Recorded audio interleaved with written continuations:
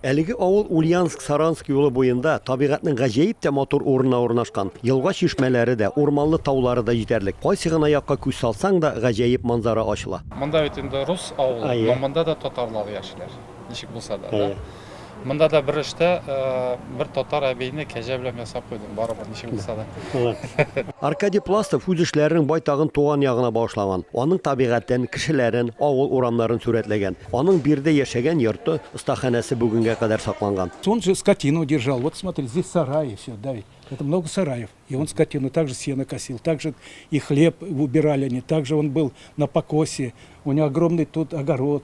Тоже выращивали также и картошку. Танышунсын да әйтик, 1968 елда Аркадий Пластовның бу агач йортын күрше Маклауш авылы татарлары салган. Сруб был заказан в Маинском леспромхозе, оставили его на место уже бригады плотников из Маклауш. Захир, Нурула, Зайнула. Есть фотография, где Аркадий Александрович Пластов с ними на крыльце только что построенного дома сидит. Да, эта фотография существует. Рәссамнарның халыкара ассамблеясы кысаларында Присланихада ел сайын сентябрь айында иҗади пленэр уза. Анда илебезнең дистәләгән төбәгеннән килгән рәссамнар 2 атна дәвамында этюдлар ясыйлар. Это место силы для нас, это место силы для меня.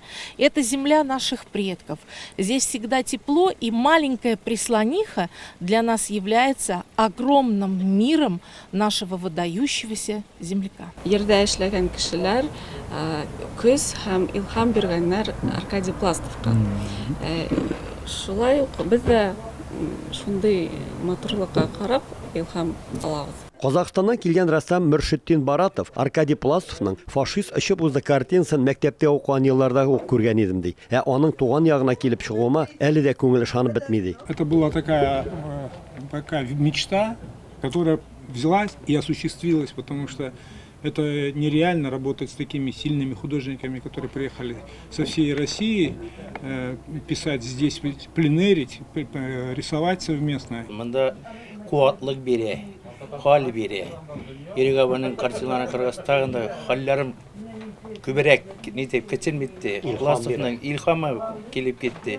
Үзгә идән килгән художникларның када бик матур. Присаних авылында 10 көн дәвам иткән пленэр Ульяновскида быелгы халыкара премияны тапшыру белән тамамланды. Быел бу югары бүләккә Николай Памушкин белән Юрий Грищенко лаек булды.